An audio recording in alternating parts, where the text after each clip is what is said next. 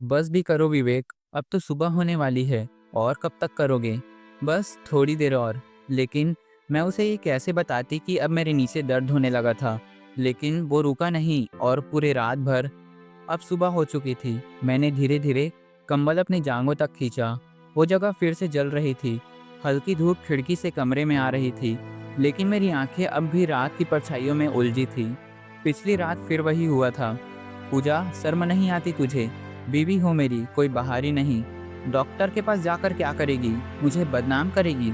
मैं रोज सुनती हूँ ये सब और रोज मरती हूँ। बाहर से देखो तो सब ठीक लगता है। एक सजे संवरे घर की बहू, हमेशा मुस्कुराती हुई। लेकिन उस मुस्कुराहट के पीछे एक थकान है जो सिर्फ वही औरत समझ सकती है जिसकी मर्जी को हर रात रौंद दिया जाता है। मेरे पति विवेक, शादी के शुरुआती 2-3 महीने तो जैसे सब कुछ सपना था। मीठी बातें, छोटी छोटी छुअने और उन छुअन में कुछ कोमल एहसास था। लेकिन धीरे धीरे जैसे उनका स्पर्श भारी होता गया और फिर बस अधिकार में बदल गया। अब तो मैं उनकी ज़रूरत बन गई थी, इंसान नहीं, सिर्फ ज़रूरत। मैंने एक बार बहुत हिम्मत करके कहा भी, विवेक नीचे बहुत दर्द रहता है, अंदर कुछ जलता सा है। उन्होंने मेरी तरफ देखा भी नहीं, बस फ़ोन में स्क्रॉल करते हुए कहा, तो डॉक्टर बन गई है तू अब? हर बात पे टेंशन, सब औरतों के साथ होता है ये। नहीं, पर मैंने हिम्मत की। श्रेया कह रही थी कि दिखा लेना चाहिए डॉक्टर को। उसने एक डॉक्टर अंश राठौर का नाम लिया था। विवेक ने फ़ोन मेज पर पटका और मेरी तरफ देखकर बोला, उस छिछोरी श्रेया की मत सुना कर पूजा, और ये डॉक्टर वॉक्टर का ड्रामा मत कर। कल को कोई तुझे क्लिनिक में देखेगा तो तेरे माँ बाप को मैं क्या मुँह दिखाऊंगा? तो मैं क्या करूं? मेरी आंखों से पानी आ गया था। सहन कर, जैसे बाकी सब औरतें करती है। बस बात वहीं खत्म हो गई। उस रात फिर से वही हुआ। अब तो शरीर भी साथ नहीं देता और आत्मा तो कब की हार चुकी है। और अब ये रोज होने लगा था। मेरी मर्जी के बिना रोज मुझे उस नीचे के दर्द को झेलना पड़ता था। एक दिन मैं चौकी में खड़ी थी, रोटियां बेल रही थी। मेरी सास शांति देवी सोफे पर बैठी टीवी देख रही थी और बीच बीच में मुझे आवाज़ देकर कुछ ना कुछ पूछ रही थी। पूजा, आलू वाली सब्जी बना रही है ना? शर्मा जी को पसंद है। जी मम्मी। मेरे ससुर जी, शर्मा जी, रिटायर्ड प्रिंसिपल। घर में उनका डर ऐसा जैसे स्कूल में प्रिंसिपल का होता है। कोई बात उनसे छुपी नहीं रह सकती। लेकिन उनका बेटा हर रात मेरी आत्मा को कुचल रहा था। ये वो कभी नहीं जान पाएंगे। और मेरी ननद रुचिका, शादी नहीं हुई है उसकी, घर में सारा दिन घूमती रहती है। लेकिन उसके ताने मुझे चुभते हैं। भाभी क्या हालत बना रखी है, जरा तो संसवर लिया करो। कोई देखने आए तो क्या सोचेगा? अब उसे कैसे बताऊं कि सजने की हिम्मत तब आती है जब शरीर में जान होती है। जब हर रात की पीड़ा सुबह तक खून बनकर बहती है, तब आईने से नजरें मिलाने की भी ताकत नहीं बचती। एक शाम श्रेया अचानक घर आई। सुन, मैं तुझसे बात करने आई हूँ पूजा, अकेले में। हम छत पर आ गए।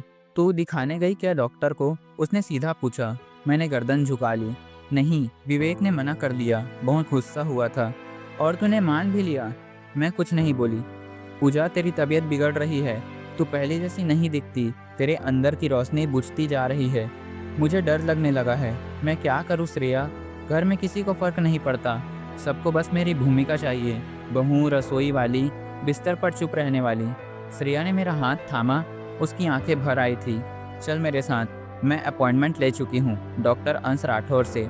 तू बस चल मेरे साथ, एक बार बात करके देख। वो बहुत अच्छा है पूजा, बहुत ही शांत और समझदार इंसान है।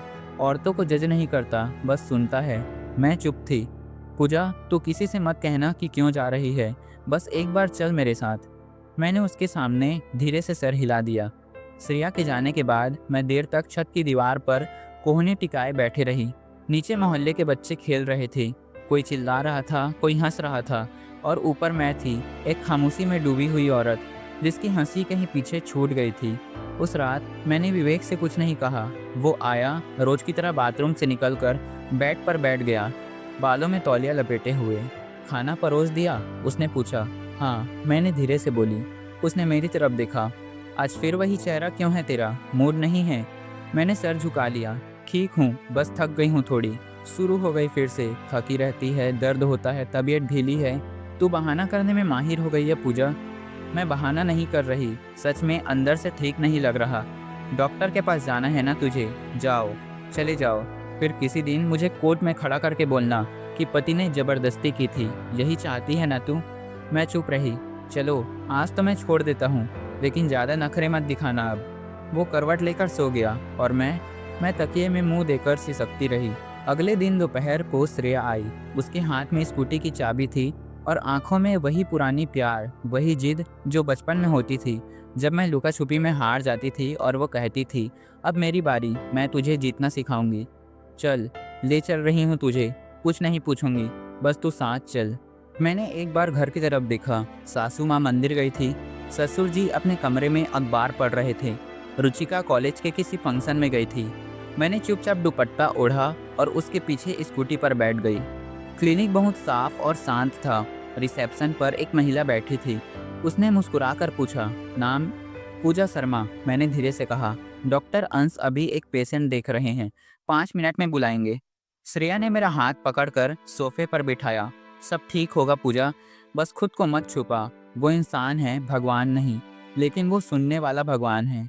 मैंने अपनी हथेलियां आपस में भींच ली। वो घबराहट अब पेट तक पहुंच गई थी, जैसे पहली बार कोई अनजान आदमी मेरे उस हिस्से का नाम पूछेगा जो अब मेरे लिए शर्म का नहीं, सिर्फ दर्द का नाम बन चुका था। पूजा शर्मा, अंदर से किसी ने आवाज़ दी। मैंने उठते हुए अपनी सांसें रोक ली, जैसे कोई लंबी छलांग लगाने से पहले रोक लेता है। डॉक्टर अंश राठौर की क्लिनिक बहुत ही सादा लेकिन भरोसे से भरी थी। एक बड़ी सी खिड़की के सामने मेज, उस पर कुछ फाइलें, लैपटॉप और पास ही एक स्टेथोस्कोप लटक रहा था। कमरे में हल्की गुलाबी रोशनी थी जो आंखों को चुभती नहीं थी, बस जैसे कहती थी, घबराओ मत, यहाँ कोई डांटेगा नहीं। बैठिए पूजा जी। उसकी आवाज़ बहुत सामान्य थी, ना डॉक्टर जैसी भारी, ना अजनबी जैसी ठंडी, बस इंसान जैसी। मैं बैठ गई। हाथ अब भी काँप रहे थे। आपने अपॉइंटमेंट लिया है तो जाहिर है कोई परेशानी है। मैं यहाँ आपकी मदद करने के लिए आया हूँ, ना जज करने के लिए, ना टोकने के लिए। जो कहना चाहे कहिए। मैंने एक लंबी सांस ली और फिर पहली बार किसी के सामने खुलकर कहा, मेरे पति रोज़ ज़बरदस्ती करते हैं। डॉक्टर अंश कुछ नहीं बोले। मैंने देखा, वो सिर्फ मेरी आंखों में देख रहे थे, बिना दया, बिना सवाल, बिना घबराहट के। शादी को 1.5 साल हो गया है। शुरू में सब ठीक था, लेकिन अब मेरे अंदर कुछ ठीक नहीं लगता। नीचे जलन रहती है, बहुत ज़्यादा। कई बार चलना मुश्किल हो जाता है, और जब वो करते हैं तो खून भी आता है। आपने पहले किसी डॉक्टर से बात की? उन्होंने नरमी से पूछा। नहीं, डर लगता था, और पति कहते हैं सब ठीक है। उन्होंने अपनी कलम उठाई और कुछ नोट करने लगे। पूजा जी, ये बातें सुनकर तकलीफ होती है, लेकिन सबसे पहले जो आप महसूस कर रही है वो असामान्य नहीं है, और सबसे बड़ी बात, इसमें आपकी कोई गलती नहीं है। मेरी आंखें भर आई। हम एक छोटा सा चेकअप करेंगे ताकि मुझे समझ आए कि शरीर में क्या चल रहा है। उसके बाद आपसे कुछ सवाल करूंगा, लेकिन जब तक आप तैयार ना हो हम कुछ नहीं करेंगे। आप जैसे कहेंगे वैसा ही होगा। मैंने धीरे से सर हिलाया। वो खड़े हुए और पर्दे के पीछे एक महिला नर्स को बुलाया। संध्या, पूजा जी का बेसिक चेकअप कर लो। उसके बाद उन्होंने मुझे देखा, मुस्कुराए और कहा, तब तक आप चाहे तो बस गहरी सांस लीजिए। ये जगह आपकी है, आपकी तकलीफ की भी और आपकी राहत की भी। पर्दे के पीछे नर्स ने बहुत ही सलीके से सब कुछ किया। कुछ अंदर सूजन है मैडम, और थोड़ी इन्फेक्शन भी लग रही है। डॉक्टर साहब को दिखाना पड़ेगा, लेकिन आप घबराइए मत, बहुत कॉमन है। उसने मुझे फिर से कपड़े पहनने दिए और बाहर जाने से पहले कहा, आप बहुत बहादुर है। मैं पहली बार थोड़ा मुस्कुराई। डॉक्टर अंश ने सब कुछ ध्यान से सुना, फिर बोले, पूजा जी, आपको एक कंडीशन है जिसे हम वेजिनल अब्रेशन विथ इन्फेक्शन कहते हैं। बहुत बार जब शरीर बिना सहमति या बिना आराम के शारीरिक संबंध झेलता है तो ये स्थिति बनती है। इसमें दर्द, जलन और खून आना आम है। इसे इलाज की ज़रूरत है, पर सबसे ज़्यादा ज़रूरत है आराम और इज्जत की। मैंने नज़रें नीचे कर ली। आपका पति? उन्होंने शब्द रोके। क्या वो जानता है कि आपको इतनी तकलीफ होती है? जानता है, लेकिन मानता नहीं। क्या आप उसके साथ काउंसलिंग के लिए तैयार होंगी? अगर वो माने। वो थोड़ी देर चुप रहे। मैं एक महिला मनोवैज्ञानिक का नंबर देता हूँ, आप उनसे बात कीजिए, और जब आपको लगे आप चाहें तो अपने पति को भी साथ ला सकती है। लेकिन अगर वो नहीं आता तो भी आप अकेली नहीं हैं पूजा जी, आप अकेली नहीं हैं। यही शब्द जैसे मेरे सीने में कहीं जम गए, ठंडक की तरह। पहली बार किसी ने कहा था, तुम अकेली नहीं हो। मैं रो पड़ी, लेकिन इस बार रोने में शर्म नहीं थी, जैसे खुद को बहा देने से कोई बोझ हल्का हो गया हो। डॉक्टर अंश के कमरे से बाहर निकली तो जैसे हवा कुछ हल्की सी लगने लगी थी। श्रेया मेरी तरफ देख रही थी। आंखों में सवाल नहीं थे, बस एक इंतजार था कि अब मैं कुछ बोलूं। कैसा लगा, उसने पूछा। मैंने धीरे से सर हिलाया। अच्छा था। किसी ने पहली बार मेरी बात सुनी बिना टोकने के। तो अब आगे क्या करना है, उसने पूछा। उन्होंने कहा है कि मुझे आराम की ज़रूरत है, दवा दी है और एक काउंसलर से भी बात करनी होगी। बिल्कुल करनी चाहिए। श्रेया ने मेरी हथेली दबाई। हम स्कूटी पर लौटे। रास्ता लंबा लग रहा था, लेकिन मन कुछ शांत था, जैसे पहली बार किसी ने मेरी तकलीफ़ को नाम दिया था। और अब वो तकलीफ़ अकेली नहीं थी। शाम को जब घर पहुंची तो दरवाज़ा रुचिका ने खोला। भाभी कहाँ गई थी, मम्मी पूछ रही थी। जी डॉक्टर के पास, मैंने बस इतना ही कहा। वो कुछ देर मुझे ऊपर से नीचे तक देखती रही, फिर बिना कुछ बोले अंदर चली गई। सासू माँ रसोई में थी। मैंने जाकर सब्जियां काटनी शुरू कर दी, लेकिन हाथ कांप रहे थे। क्या कहा डॉक्टर ने, उन्होंने पीछे से पूछा। थोड़ा इन्फेक्शन है, दवा दी है। अरे ये भी कोई उम्र है ऐसे रोगों की। तू तो अब तक घर संभालने लगी थी और अब डॉक्टरों के चक्कर। मैं चुप रही। कहीं कुछ उल्टा सीधा तो नहीं खाया। नहीं मम्मी जी। उनके सवाल में जो शक था वो मेरी नज़र से नहीं छुपा, जैसे उन्हें लग रहा हो कि मेरे दर्द की वजह कोई बहाना है, कोई और वजह है। और फिर रात को विवेक आया। मैं बिस्तर पर लेटी थी, किताब पढ़ने की कोशिश कर रही थी, लेकिन हर शब्द धुंधला लग रहा था। कहाँ गई थी आज? उसका स्वर हमेशा की तरह कठोर था। डॉक्टर के पास। किसके साथ? श्रेया के साथ। वो कुछ देर मुझे घूरता रहा। तो अब तो उसकी बातों में आ गई है। मैं बीमार हूँ विवेक, और मैं और बर्दाश्त नहीं कर पा रही थी। डॉक्टर ने साफ कहा है कि मेरे अंदर घाव है और ये तब तक नहीं भरेंगे जब तक मुझे आराम ना मिले। घाव? क्या मतलब है तेरा? मतलब ये कि हर बार जब तुम मेरी मर्जी के बिना मेरे साथ होते हो तो मेरा शरीर अंदर से टूटता है, मुझे दर्द होता है, खून आता है। तो क्या तुम मुझे गुनाहगार बना रही है अब? उसकी आंखें सिकुड़ गई। मैं सिर्फ सच बता रही हूँ। और ये डॉक्टर क्या है? कितना लिया उसने तुझसे? कौन है ये अंश राठौर? एक अच्छा इंसान है जिसने मेरी बात सुनी। तो अब तू उसके पास जाएगी? हाँ, जब तक मैं ठीक नहीं होती तब तक जाऊंगी, और ये मेरा हक है। उसकी सांसें तेज हो गई थी। तू बहुत बदल गई है पूजा। शादी से पहले तो ऐसे नहीं थी। अब तुझे मेरी छुअन तक मंजूर नहीं, क्योंकि वो छुअन अब मोहब्बत नहीं रही विवेक, अब वो एक बोझ है। वो उठा, दीवार की तरफ मुंह करके सो गया, और मैं पहली बार पूरे यकीन से बिना रोए चुपचाप लेटी रही। अगले 2 हफ्ते जैसे एक नई शुरुआत थे।